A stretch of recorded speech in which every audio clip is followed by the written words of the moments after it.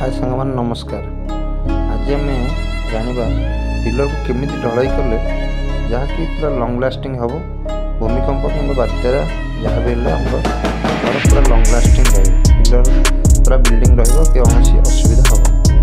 तो आम पिलर आम देखते आम वेट बार बीम विषय में आपको कही पेडस्टाल बांधिया विषय में आगुरी वीडियो।